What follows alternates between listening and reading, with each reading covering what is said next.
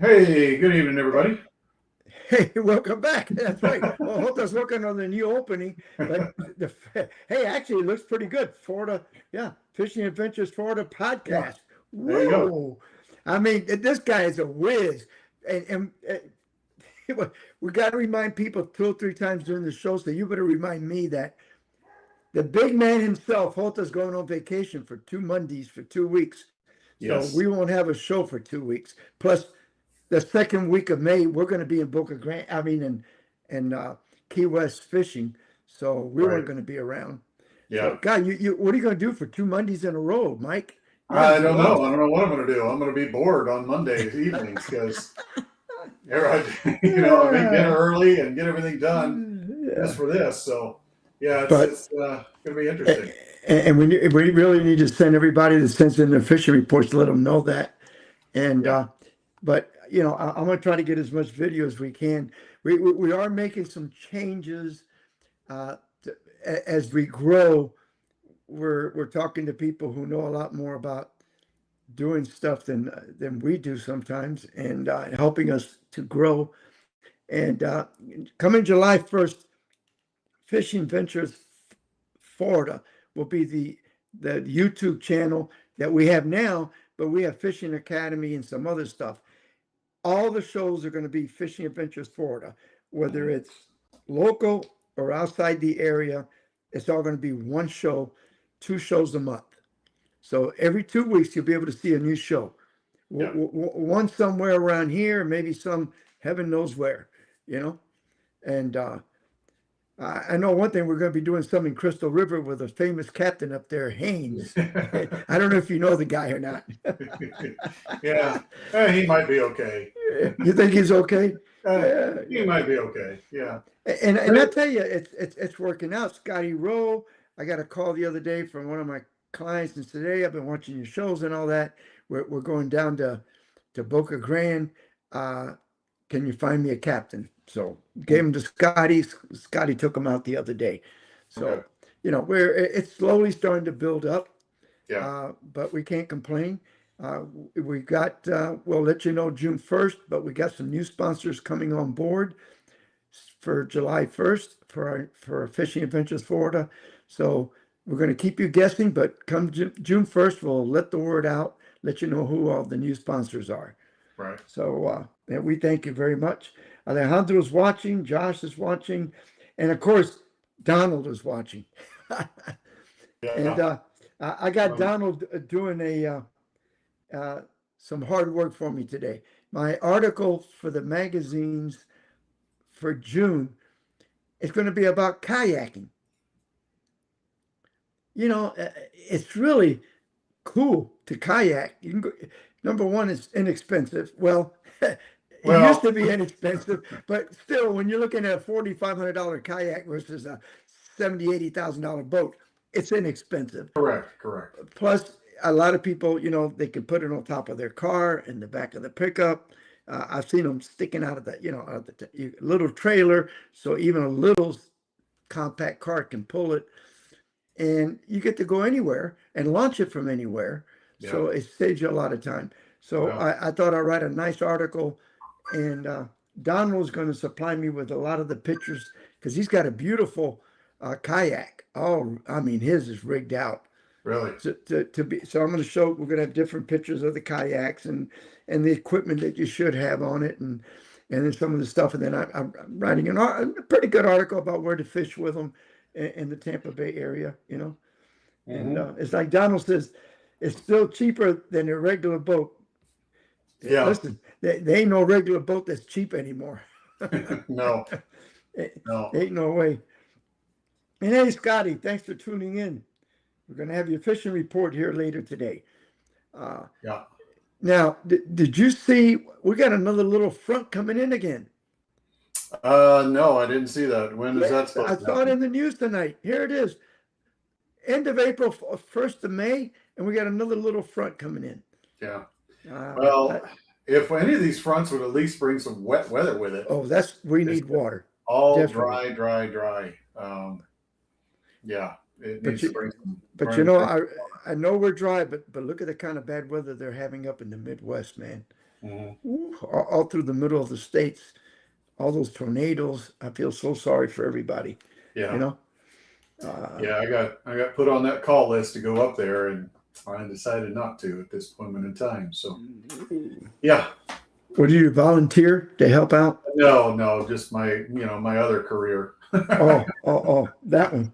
Yeah, but I've kind of opted out at this moment in time. So we'll deal with that Well, later. But I don't blame you. no, it's logistically, it's kind of a pain. So, and when I was watching earlier with the weather, looks like we've got the super El Nino. Is that correct? A Nino super El Nino? Oh God, what or does that mean? Nino? El I think Nino or El Nino? Which are one of the two? it's one of the two, and No, I no, should. I know there's only two of them, Mike. Come on. Hold on. You're getting like a weatherman. But it does not look good. I mean, it looks good in the way of looks like it's usually less hurricanes, less big storms. Yeah, one of them brings less hurricanes. Correct, and I think that's what's happening this year. Is we're getting we're getting less storms out there this year, so it can be good, but we are going to probably have a windy summer, from Oh what I God, gather. come on. Windy summer, we've had a windy year. I know, but with the high temperatures, everything, we've got the rising air over the Pacific, and then the falling air over the Atlantic, and it just kind of meets us in between here. So that's what's happening. Well, Donald knows. Donald, is it a Nina or El Nino that we got coming? Because I know one of them, when you have that one, you have very low hurricanes.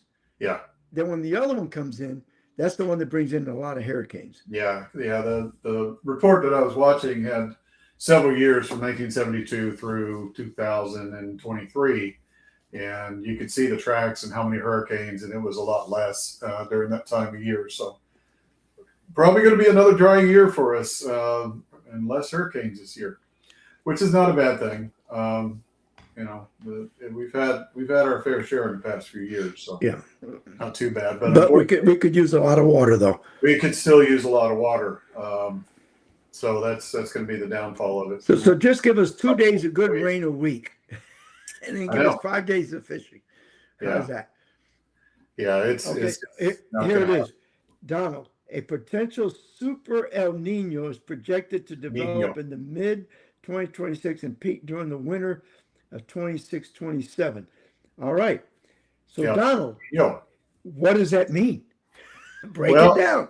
Yeah. Yeah. Now that you told us, what does that mean, Donald? Because you're the guy. Yeah. He's into everything. You ever notice that? I mean, you talk about something, he's got the answer. Yeah, he's a smart man. and by the way, we got a lot of compliments on having Lisa on last week. Yeah, it was good information. It was good for her to get out here and just kind of tell everybody what's going on. I think it helped her a lot. Yeah. It helped CCA a lot, I think, because a lot of people were questioning what was going on. Mm-hmm. So it is. I'm glad to see that. Yeah, and I threw it up on the group up here in Crystal River, and just so everybody could have that information and do with what they please with it. But yeah, I think it's all about the youth, and that's going to be their future, and continuing with CCA and anybody getting the youth involved in fishing. Without it, the whole industry falls apart. So it's good to get the youth out there involved. But what's happening too is a lot of manufacturers and it might be warmer than usual. Okay. One of the things I was looking at YouTube channel the other night, they were talking about how dealers are so overstocked on boats. Mm-hmm. And of course, that has a lot of effect, I think, on like manufacturers where they donate a boat, they're donating motors and stuff like that. Well, if sales aren't there, because I mean, let's face it, they're saying dealers normally have a 3 to 6 month supply for the summer. Mm-hmm. And some of these dealers have a 1.5 year supply. I mean, some of these dealers are sitting on 2-year-old boats, brand new, they never sold. Yeah. And of course, the manufacturer says, hey, you got to buy some more. And they're saying, wait a minute, I don't need 27s. I got 26, 25s, and even some 24s in inventory. Hmm. So we went from this COVID thing where you couldn't get enough boats. People were paying way over sticker price just to get a boat. And now there's a glut of boats on the market, and people just aren't buying. And interest rate still hasn't adjusted low enough, for a Right. guy For who, the who incentive. wants to Yeah. be, yeah. So we're going to see what's going to happen. Yeah. I hope for the best. I mean, you know, uh, and of course, this weather isn't helping any. If you No. have a lot of high winds, people can't get out. They don't need to buy tackle. They don't need to buy tackle. They don't buy gas. They don't buy this. They don't buy. And then the gas situation right now, I Right. mean, the average guy at what what is it, $5 at Wawa? It's over five Oh yeah. 30, 5.40 Yeah. a gallon at Wawa. The people at the marina are paying over $6 a gallon for gas. I mean, you think about that. I mean, a guy goes out in his nice little 28, 30-foot boat and burns 50 gallons, and he just burned $300 worth of fuel to mess Right. around. He might not have that $300 every week now to do that. Correct. So, Yeah. I mean, everything is rising. So, one way or the other, usually recreational things will be put to the side. So that's, the expendable income. And when everybody's having to use their expendable income just to survive, it tends to hurt a lot of industries. And that's just what we're seeing right now. I know charter businesses are down pretty much everywhere. Um, you couldn't tell it by going out over the weekend. There were boats galore everywhere, but it'll catch up. It just will take that time to catch up. I mean, yeah, I mean, last weekend I think there was a lot of boats on the water. Uh, but again, it's the first nice, decent, correct. warm, and everybody's getting out. But it's not. They can't do it every week. I No. don't. I don't see how they can do it every week unless they just put the boat in the water and go puddle down the boat and drop the anchor, and that's it. Yeah. Yeah. Uh, Oh, I it, know. You're basically you're picking exactly what you're going to do, and that's it. Not just go out and see what happens. You're gonna have a destination to go to, and that's about it, and then come back. I think it might be more shore fishing and pier Mhm. fishing and that kind of stuff. Yeah. Because I mean, let's face it, some of these guys. Well, I guess if you got the boat, you got the money, but with these triples on them, I mean, they're going out burning 130 gallons of fuel Hmm. to go out to the middle grounds. My God, you're burning $1,000 just in fuel. Yeah. Yeah. So, uh, Yeah. There may be some less boats out there, especially offshore. But again, the people with the means, it's never going to affect them in any way, shape, or form. But I would expect probably the inshore this year is probably going to get hammered quite a bit, and we can already see it now. And it may slow down a little bit, just because, like you said, it's nicest weather we've had in a while. The weekend was decent.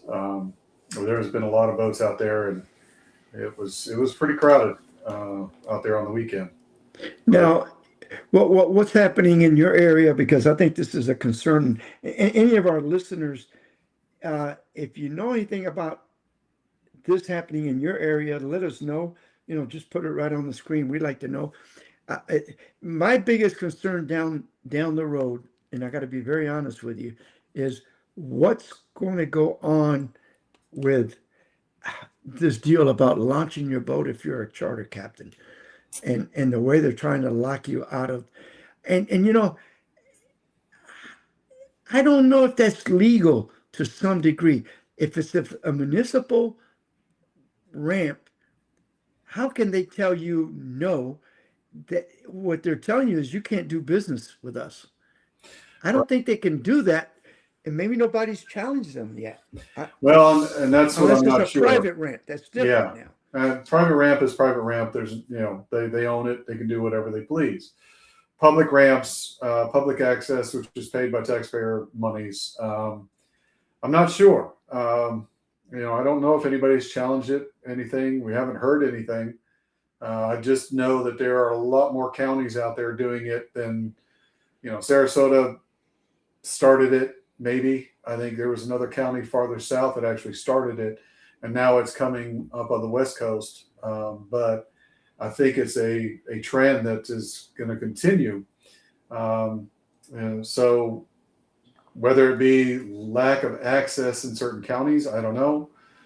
More people moving into a certain county than others, and But they're Mike, just that going to be able doesn't to catch matter. up. But Your tax dollars goes towards the boat ramp. mhm, All a portion of all the money to spend on fishing tackle yeah. goes to support the boat ramps. So how can they tell you you're an individual, you're paying your taxes, you're buying fishing tackle, all of this plus this is how you make a living. You know what? If anybody knows an attorney that knows about marine stuff, I'd love to bring them on and let them talk to us about it. Do you know Yeah, anybody? that I don't, but I'm really concerned about the legislative part of this and whether they can, change the legislation to, in the wordage of public access, to stop businesses.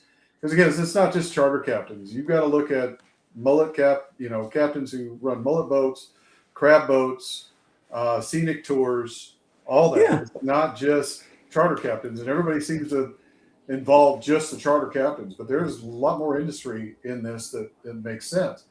I mean, we're talking, I do know, say in Pensacola, a lot of the boats that they used for the parasailing,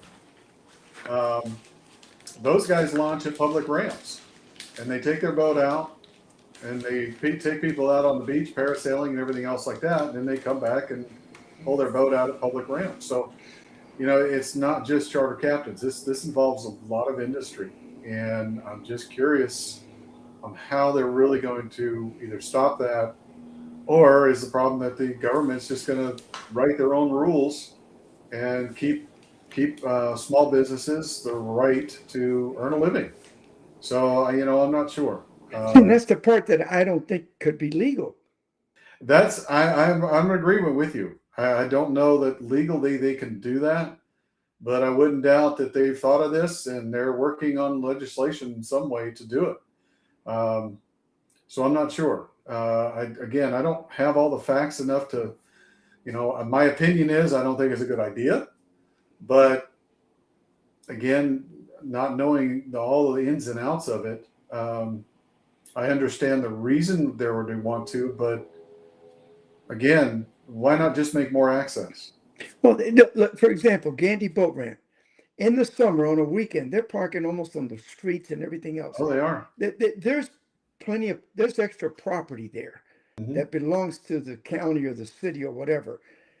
They can invest some of that money that they've been spending on the boardwalk and building another park in downtown and adding another 30, 40, 50 parking spots and one more ramp. So two more boats can launch, one on each side of the ramp. Right. It's all feasible. Okay. It is. I know it takes money, but the money, what are they doing with our money? I mean, That's the other what they're question. doing with our federal money that goes towards the ramps and all of that. Come on now. You look at Gandy Boat Ramp, they finally fixed it after all these years. But what happens on a regular basis? Mm-hmm. It's not like they're fixing these ramps every week and spending tons of money on it. Right. And honestly, you have to look at percentages as well. I could understand if you've got a public access that you've got, 50 charter captains running out of it, you've got 100 spots, and then you've got everybody using the overflow. But honestly, majority of the time, you're talking maybe 10 or less parking spots for commercial boats to use. Then you've got 200 other people, because let me tell you, on a holiday weekend or a weekend, just in a weekend alone, you've got people in the overflow are parking a half a mile away on the road, on the side of a road, and they've got to walk that long distance just to get their boat in and out. The percentages don't add up. So you're going to take 5 to 10 people off the ramp to solve a problem that's not solving a problem. All you're doing, to me, what it seems like at this point, is just taking more money or limiting access to small business, which I would assume would be an infringement on the And right. I can almost guarantee you, where they're charging a captain or somebody this extra money in this lottery deal, let's say 100 of them, you think that money's going to go back and into the fishing side of it? No, No, I that's the guarantee you problem. that. That's the problem right there. That money's going to be used so those commissioners and those people can buy their own, do some more of their little toys that they want to do with Mhm. for their own good. It ain't for the guy that's out there fishing, trying to Yes. make a living, or the weekend guy that's got to work all week. He wants to launch his boat on a Saturday or Sunday. And I'm telling you, last year, that's why I don't go out on Saturdays and Sundays. A couple of times I had to go out of Gandy. I'm there at 5:30 in the morning, but I come back at 12:30, 1 o'clock. And there'd be 20, 30 cars parked up and down on the side of the road, which is dangerous. Yep. I mean, first thing, you got cars with all these trailers and everything else. Why? Yeah. Why? Well, like I said, it's lack of access, and the fact that they're already charging you're already paying taxes for it in the first place for the access to the Gulf, to any fishing area. But then the majority of ramps, even around St. Pete, Crystal River, all up and down the coast, you've got to pay a fee to launch at the same time. Well, those fees were helped to maintain the ramps and anything else like that. But I'm telling you, over so many years, the ramp still looks the same after 5 years. Nothing has changed. No new developments. No, no more access. No more parking spaces. Where did all that money go? You know, it's kind of a feet to the fire type thing. If you want to charge us, well then show some improvements, show something, or use that money, allocate that money to getting another access somewhere. It's not like a county doesn't have access to make other ramps, Yeah. and so I mean, I like I said here, I look at Gandy again. You got the FWC building, and they own all that property in back of the FWC, and they own it in the other direction. I mean, they could do parking on the opposite side of FWC and add another 25, 30 parking spots easily. Okay, and probably even add a ramp there mhm, because it's on the same little canal. yeah. So yeah, it's going to cost money, but come on, you know. Well, and that's the thing is I don't know. Most of the money, taxpayer money, or any monies that they collect, is supposed to be allocated for those reasons. And so far, we haven't seen anything that changes that. Nothing has changed in 4 or 5 years that they've done that. So what's the issue? Who's in charge of it, and why isn't there? There should be a separate budget for that period. And if it's not going there, then you know you you need to get out there and vote correctly, because obviously whoever's in charge of the county commissioners in any level, any county, they're not doing what they're supposed to They're be doing. supposed to do it. I Then there's a mean, problem, and we all know we always have that in the government. It's always a problem, but yeah, it's time that we've because got a I big look at it voice. this way: Fishermen, as everybody around, whether we got you're a big voice. whether you're a captain or not, your tax dollars goes to those ramps. Correct. Every time you buy a rod and reel, a line, hook, whatever, it goes. Part of that goes to each county, each city, to go towards things like the ramps and stuff like Mhm. that. So come on, guys, what are you doing with all that money? Right. And well, my concern is I wonder if some of that money's not getting allocated to other things that's not really related to the Exactly. fishing industry. Yeah. Exactly. Now, Scotty Rose watching. Scotty, if you're still on, is there anything going on in your area, Pine Island, Boca Grande, Cape Coral, where they're trying to do where they want to charge the captains or have a lottery for you to be able to use the ramps? We really would Well, like to know. yeah, and again, it's anything. It's commercial, any commercial use, and you know that is something that needs to be looked at. needs to be paying attention to and figure out what's going on, because again, this is public access. I mean, honestly, what does that say? Is that commercial businesses, the guy's out here doing the lawn service every day, you're going to start charging him more tax because he's using the roadways, because it's supposed to be public access and he's running a business? It's the same situation. Yeah. I'm sorry. One way you look at it or not, the guy cutting everybody's grass out there using the same roadways as you and I are, why doesn't he tax more? Why doesn't he pay more? Public access. Like another thing that's happening around Gandy, all of a sudden in the last 3 to 4 months, you know where Desperation Island is? Mm-hmm. Just south of there, 4 or 5 sailboats now anchored up around close to the grass beds where we catch bait. And they're just sitting there now. They're using it as an anchorage. Come on. If this is just a start, you know what's going to happen? And the next year, you'll have 30, 40 sailboats all anchored in an area there where it'll destroy the fishing, destroy the bottom, destroy the grass, everything. Yeah. And I don't see them doing anything about that. Right. But, yeah. Well, let's see. We got a lot of fishing reports. Yes, so we do. Go for it. Let's start backwards today. Let's do Nile. Okay.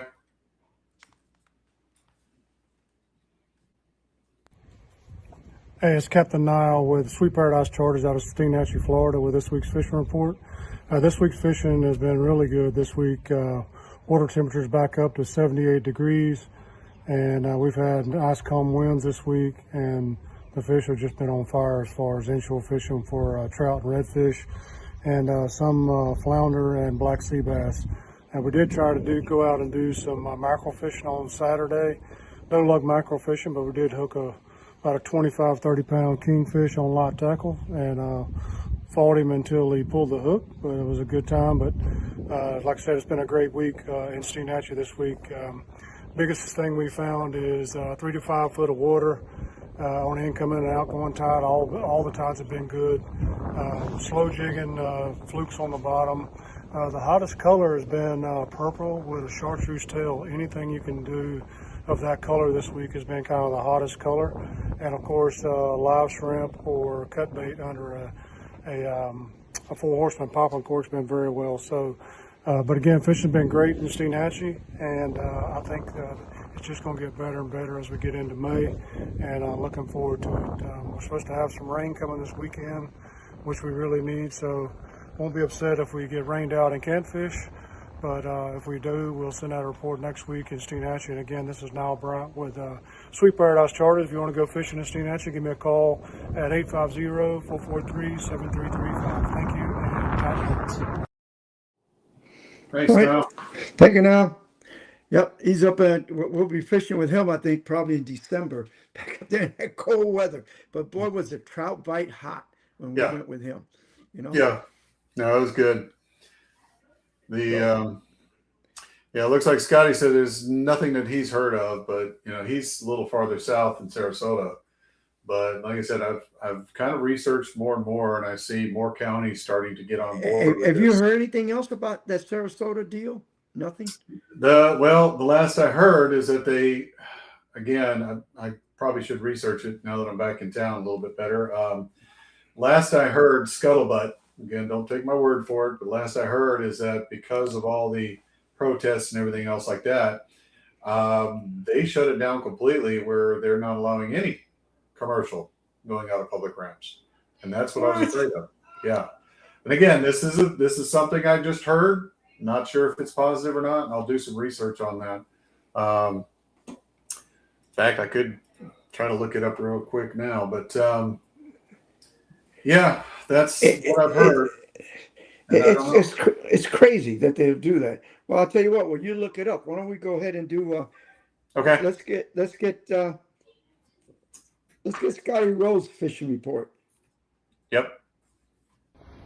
Hello, everybody. This is Captain Scotty Rowe from Charlotte Harbor. Sorry I missed you all the last several weeks. I just had some stuff going on, and unfortunately was unable to make any fishing reports and get to you, but I'm back at it, and things are on fire out there in Charlotte Harbor. If you're wanting big tarpon, they're in Boca Grande Pass. The guys that fish out there are sticking them left and right. Me, myself, been fishing in the upper harbor, and speaking of tarpon, I have been getting into some of those little juveniles, those little 15, 20, 30 pounders. I call those the fun size. Catching those in some of the canals, up around some of the bridges. It's springtime, so everything is just on fire. The snook bite is absolutely phenomenal. It doesn't seem to matter where you fish, whether you're on the flats or you're, fishing docks, stuff of that nature. One thing I did run into this last week, we've got some really big mangrove snapper moving in. I had a guy get one on the boat a couple days ago that was 15 inches, and for Charlotte Harbor, that's a monster. So that was really, really, really good to see, and of course, that makes for some good table fare right there. Redfish bite, scattered kind of everywhere. Guys are getting them out in Bull Turtle Bay, West Wall. I've been getting them up the river, been fishing in the mangroves on the higher tides. Sea trout bite, just Turtle Bay in the middle, 3-4 foot of water out there, just drift around. You could use a paddle tail for that. Really, pretty much everything's going on. Another thing that I've been running into, that I don't actually really fish for them, but is Spanish mackerel. And I've been catching them when I've been just fishing in some of the canals for snook, which is kind of cool. But I have had some reports of some big schools between Boca Grande Pass and Cape Hayes Point. Everything is happening. Everything's on fire out there. It's spring. The water's warming up, and the fish are frisky. So if y'all want to come on Fish Charlotte Harbor, give me a call, and we'll talk at y'all next week. Tight lines, everybody. All right. Thank you, Scotty. Did you see what Craig Lear? He wrote a long thing. Did you read that? No, my comments are not showing up on Facebook as soon as they pop up, and I don't know why. Okay.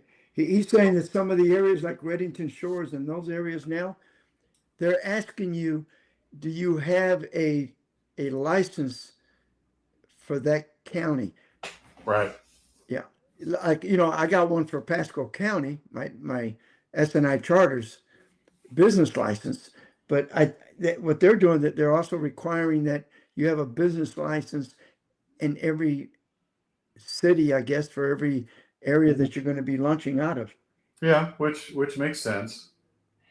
I mean, I get it. It's part of the business. You do business in the city or the county limits, and you've got to have those. So I get it. I understand.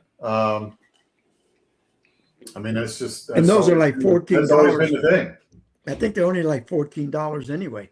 Yeah, it's nothing major, and it's always been one of those things that every county and every city have done.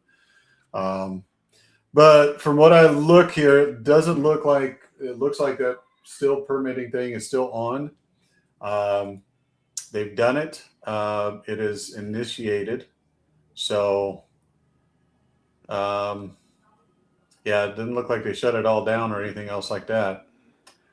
So what are they saying? And it's got, hold on. Let me back up to where I was. Hold on. Oh, stupid thing. Go forward. Go back.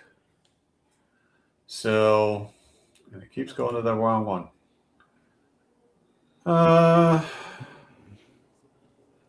So basically, it's a permit for $1,200 starting to launch there. 100 of them is all they give out.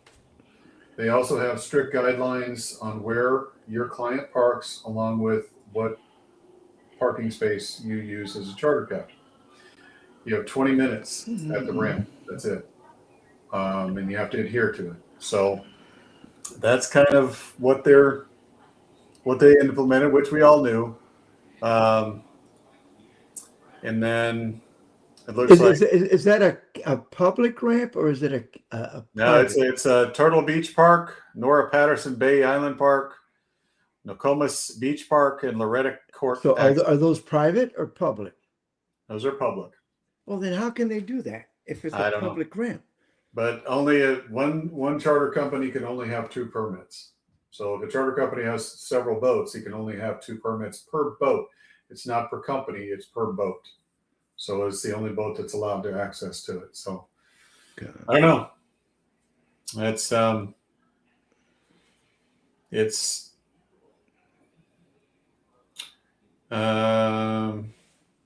primary goal of these restrictions is to manage according to the high demand for limited parking and ramp space for public and commercial users.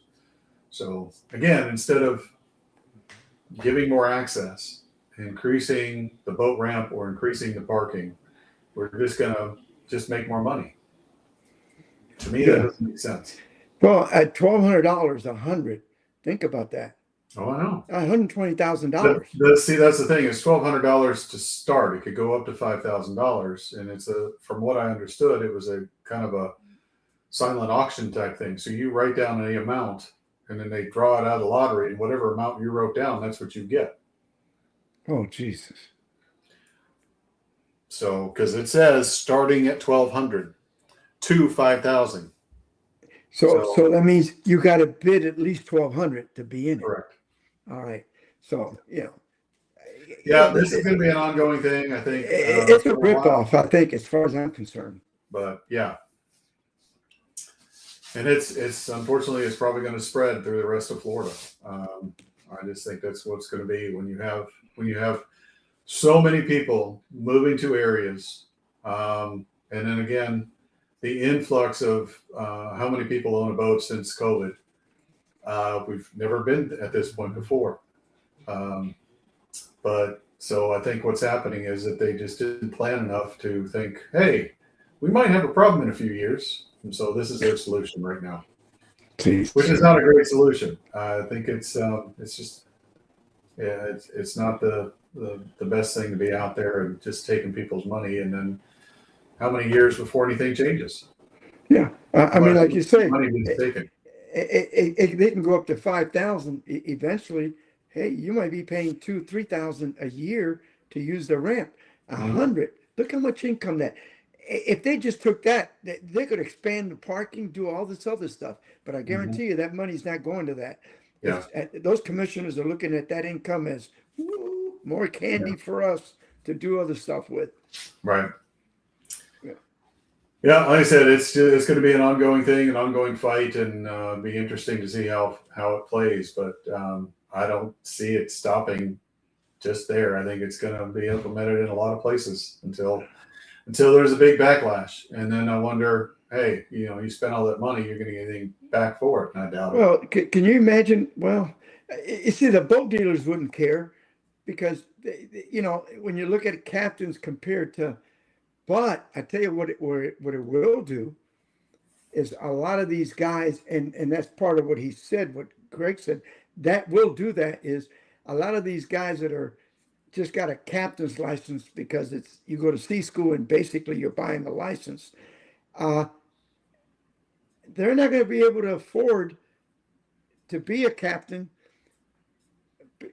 because can you afford to pay $1,200, $1,400, $1,500, $1,800 a year, plus your insurance and everything else to be able to launch to take somebody out when these guys are part timers? They do 2-3 charters a month. Is it going to be feasible? See, No. That's the other thing. Yeah. Yeah, it'll calm the industry down because I do know that we've got a lot of charter captains out there. More than we've ever had. Well, there's almost 500 now between Pinellas, Hillsborough, and Pasco. Yeah. But out of 500, 150, 175, I would say, are legit. They're out there all the time. They making their living doing that. Right. The other 300 and something, they're weekend guys. They work for the fire department, police department. They work at Dick's Sporting Goods, heaven knows where, and all they want to do is get out once a week and do a charter and get that $500-$600 in their pocket to make a boat payment or a truck payment. Right. So if they do that 3 times a month, they're happy. But all of a sudden, if they're going to have to pay. Now, another thing that's happening here in Tampa is FWC is really clamping down that you have a commercial sticker on your boat. Yeah. on the FL. Yeah. Well, I haven't had one for years.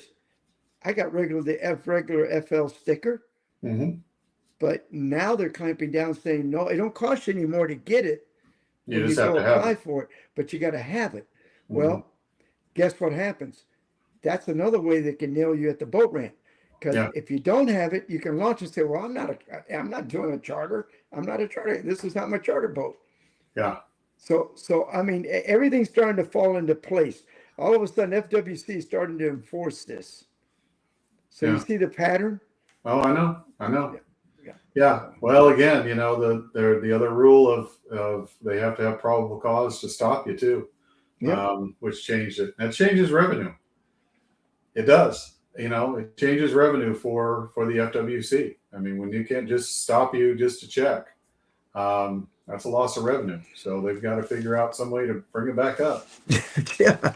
Well, The government's not going to just say, "Oh, okay, well, we're not going to worry about that money." no, No, they ain't no they're way. going to figure a way out to get some more. That's just how it runs. All right. Well, Wanna get rolling up? let's get Jim Pace fishing report. Hey guys, this is Jim with your Pasco County Fishing Report. Haven't done a report in about 2 weeks, but got a lot to go over.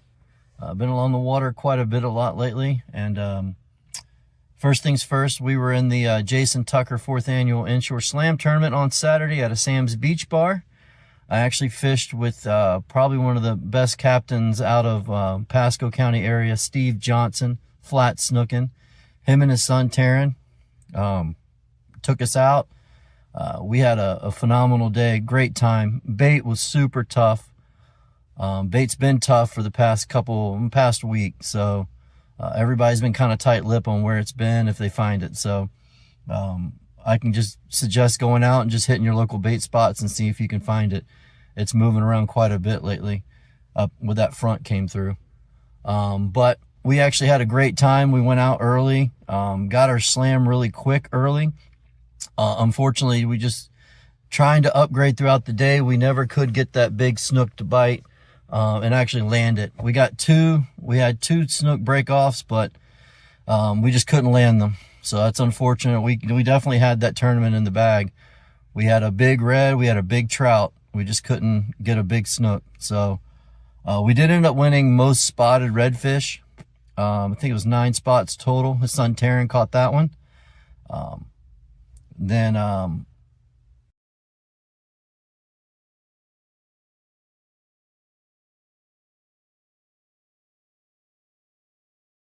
far early the it was incoming, it was all about setting up on the spot and just kind of waiting it out a little bit. Trout bite's been fairly good on moving water, fairly on these. What was it? Incoming tide was probably the best for trout last week. We were definitely hitting up those grass flat drop offs and moving water around beach kind of inlet things. And then up in the creeks, right at the inlets of the creeks were decent for the trout as well. Redfish bite was great all week long. Multiple overslot reds all week long. It was a phenomenal bite. They wanted everything. They wanted live white bait. They wanted cut white bait. They wanted cut pins. I mean, they were just anywhere you thought there'd be redfish were there chewing. The snook bite was hit or miss. Like I said, when that front kind of came through, it shut down. Caught a few in the mid-20s throughout the week, but just never really slaughtered it when it came to snook. Most of those snook were sitting either in a deep hole or pushed up underneath the bushes on an incoming tide coming around points is where I tended to find those snook throughout the week. Cobia up in the flats, just cruising around with stingrays. Just get as high as you can, cruise around Bailey's Bluff, Anclote Power Plant, up by Green Key, and then up by Hudson Beach area. Just get really high, and when the wind's not blowing around, you can look out and find a ray and see if you can find a cobia sitting on the back. Just throw, if you got white bait, throw white bait at it. If you got shrimp, throw shrimp. They're pretty aggressive when you come around them and just start throwing at them. They'll come off those rays and hit it pretty quick. Other than that, my boat's actually gone in the shop last week, so I don't know as far as when I'll get that back or when I'll be able to get another report out. I'm having some warranty work done through Yamaha. Hopefully it's warranty work. Hopefully they stand by their product. But other than that, like I said, it was phenomenal fishing last week. You guys definitely need to get out with this beautiful weather that's coming up this next week and get on some fish, have some fun, stay safe, and I'll talk to you guys next week, hopefully.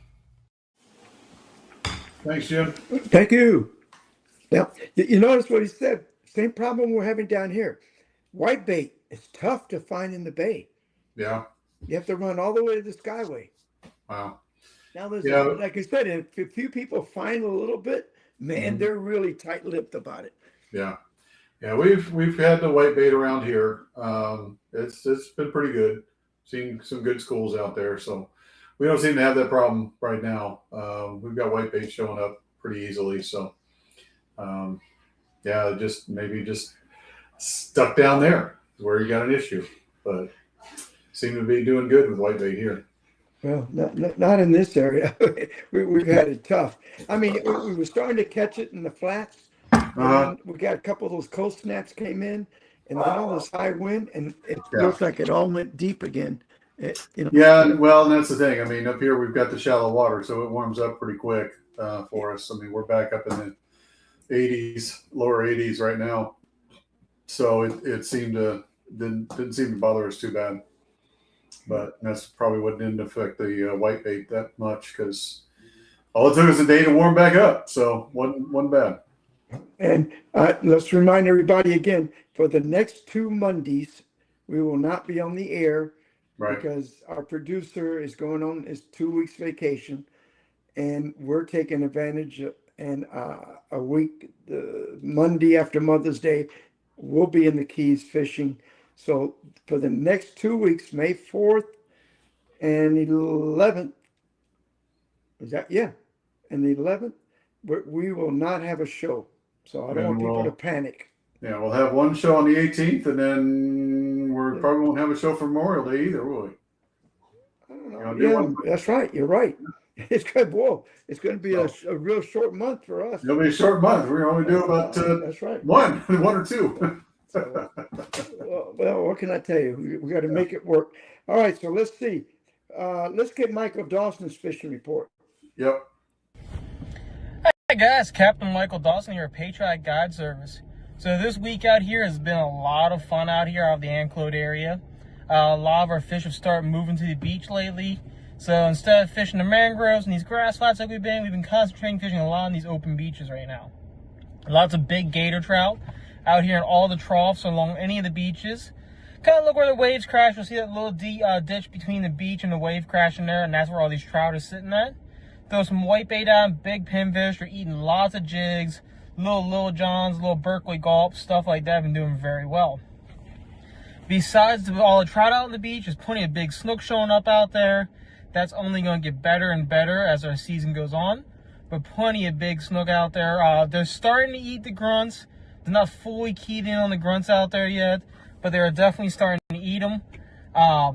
But if you're going to go out there, I throw big whitebait at them. Whitebait, they're still keyed in on, eating pretty well. Half the fish are starting to eat grunts, but not all of them yet. Some big breeder reds out there on the beach as well. Seen a couple of schools of 40, 45-inch reds, some giants. Didn't really eat anything we threw them, but they're kind of swimming through, so they're out there somewhere. Just got to get in front of them, and hopefully they eat some baits. Lots of sharks around. Tarpon are slowly starting to show up. We've boated 2 already this season, but it's not quite full swing yet. Probably another 2-3 weeks for our tarpon. But it's a lot of fun, a lot of fish to be caught out there. Still kingfish offshore, still Spanish mackerel offshore, mangrove snapper. It's a great time to get out there. The winds are starting to slow down. Temperatures are equalizing. Get out there, have some fun, and catch some good fish. Captain Michael Dawson, Patriotic Guide Service.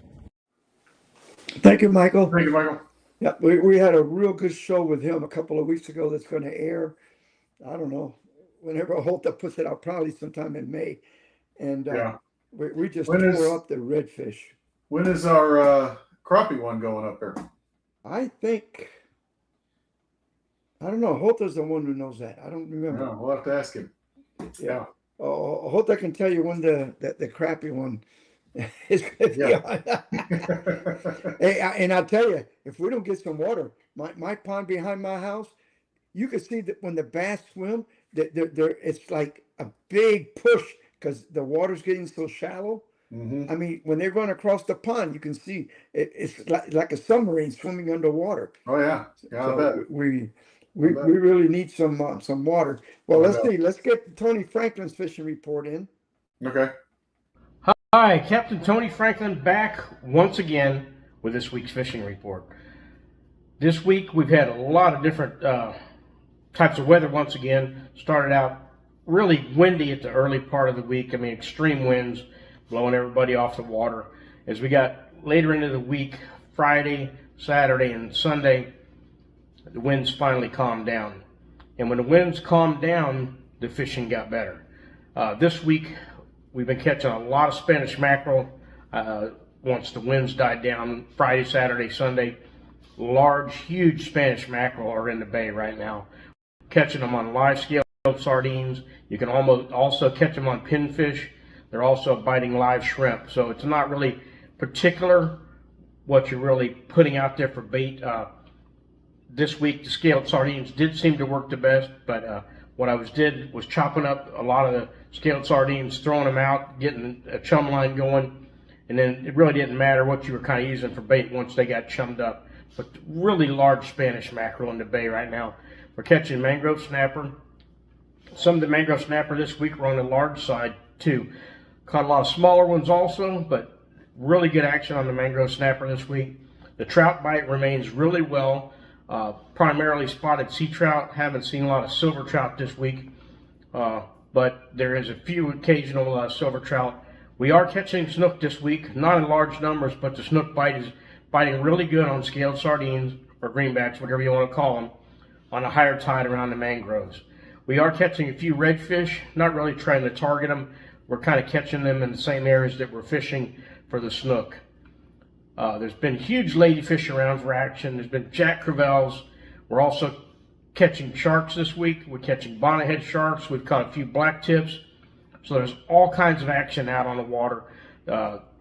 Primarily we're fishing 6 feet of water on the grass flat. A lot of action on the grass flats right now. Look for moving water. Incoming tide's been the best this week. A really strong incoming tide's been the way to go this week. So get out on the water, tight lines. I'll see you next week. And thank you, Tony. All right. Got a question. Says, where is Jota going on vacation? Well, he's going up north to visit family. There you go. So He's going somewhere. He's not going to Yeah. be here, that's for sure. no, he's not. He needs a vacation. He works hard. Yeah, he does. I mean, you know, What's so this? he what's this- deserves this- a big. I don't know if he deserves 2 weeks, but he's going to Well, get 2 weeks. Yeah, you know, know. he's stretching it. What can I tell you? Oh God. Well, let's see. We got your fishing report, so let's get your fishing report in, because then by that time we'll be able to wrap this thing up. Sounds good. Good evening, everybody. Captain Mike Haynes out of Crystal River, Florida. Well, this is going to be kind of a short report this evening. Just kind of a recap of what's been happening. Kind of got back from doing a little traveling last week, so was only on the water one day this week, which wasn't the greatest day. A lot of tournaments going on. I think there was about 3 or 4 tournaments happening between some groups and areas between Homosassa and Crystal River. So the weekend when I went out, there was just a ton of boats everywhere. So bite was a little pressured. Caught some fish. Just, you know, it was just one of those days. It was just slow. But I can say that the cobia have showed up around here, especially on some of the rocks. I think on some of the spoil banks, there's been good reports of cobia being caught. Also, when we were out there Saturday, saw some tarpon rolling through, about 100 pounds or so. Some small schools, nothing major, but definitely saw some tarpon rolling through. In fact, it came right by the boat as we were fishing on Saturday. So tarpon are rolling through, which is typical about this time of year. So if you're into tarpon fishing, they're here. Just have seen kind of sporadic. Doesn't seem like there's a big concentration just yet, but I would assume this is going to change probably by this week through May. We'll probably get a few more tarpon rolling through. Plenty of grunts caught on the reefs and rocks out there. The trout have moved out to about the 5 to 6 foot range, farther out west, kind of the foul area and farther. So if you're looking for trout, definitely get out there early and just head on out about 2-3 miles out there looking for that 5 to 6 foot. And then you're going to have to drift for a while to find a school. So they're a little tougher. If you do find a school, just stay on it, because that's pretty much where they are. You got to cover a lot of water to find those trout. A few small ones caught in the shallows, but nothing to brag or talk about really. The trout bite has definitely moved offshore, so that seems to happen. Redfish bite is kind of sporadic. Some days you'll jump on the schools. The biggest key is getting in there early. If there's already a boat on an island, it's probably over already. Early bite seems to be the biggest key. Trying to get in there before any boats get in, because once you get a couple boats roaming around an island out there, everything just kind of shuts down. And that was the problem over the weekend. You can set up on a bunch of fish and they're just kind of shut down because there's too much activity. So my key, and what I'm going to be doing this week, is I'm going to the backcountry. I'm going to find some places out of the way. Just kind of avoid those outer islands because they are just being run over right now. And it's a little tougher bite. So going back into the backcountry a little bit to find some fish, less pressured fish, it seems to be the key right now. Let's see. There's that grunts, snook. There's still plenty of snook being caught. It's near the end of this week that everything is going to shut down for them. And then I guarantee everybody's going to be catching hordes of them. Because that seems to happen. Once the season cuts down, the fish really start to bite. It's just one of those things. Plenty of mullet everywhere. Just find your mullet schools. You'll find the snook. You'll find the redfish. And just kind of go from there. Using pins, using shrimp still. If you can keep the shrimp on before the pinfish hit it, seems to be the good key. White bait has been showing up as well. So get out there and have some fun. It's Captain Mike Haynes, Crystal River, Fishbones Charters. See ya. All right, Mike, that was good. Yeah. You're talking about the pressure, and I'm telling you, Tampa Bay is getting hammered. Yeah. I mean, with so many tournaments every weekend. I mean, you have one Thursday, one Friday, one Saturday, and some on Mondays now, and all these are 30 to 50, 60 boats. You're talking about hundreds of people. It's seeing more pressure in one weekend than it used to be in a month. Mm-hmm. And that's tough on the fish, Yeah. The weekends are definitely the harder bite. You got to change your tactics. You got to try to find fish that aren't being pressured, and that's where I've got several charters this week, and one's going to be over the weekend. So that's why I'm going to get out there and try to find pressured fish. So because I know it's just going to happen again. It's just the pattern that happens at this time of year. So you got to find those unpressured fish if you want to have a good day. And the problem is, Monday used to be not a bad day to go out, but now after a long weekend of all the people fishing, those fish are still stressed out on Monday. Yeah, it takes them a day to acclimate. That's why I didn't go today. I'm going to go tomorrow. Get out there and do some running around. I got to feed my traps too. So do some running around, look for some fish because, Friday, Saturday, Sunday, and now Friday seems to be more of the weekend, start of the weekend. So you got 3 days that you're fishing that it's a lot of pressure. So you've got to find those out of the way places, those things that, you wouldn't think a fish would be there, and more than likely they're going to be there because any fish that I saw over the weekend was so far tucked underneath mangroves and tucked so close. They didn't move. Trying to get away from all that pressure. Yeah, they're just trying to get away. So you have to get there early and get that early morning bite before the pressure starts, and then go home because it doesn't get better during the day. And again, I want to thank everybody for tuning in today. I think we had a great show, and I'm going to follow up too on seeing about this boat ramp thing and all that because these are things that concern the everyday angler, not just captains. I mean, every day. And So, and remember that for the next 2 Mondays, where we will not be on the air. Holta's going on vacation. Yeah. All right.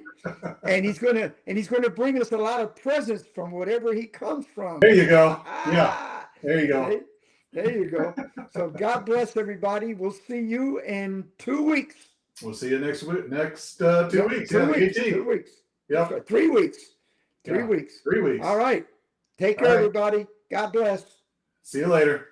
Holta.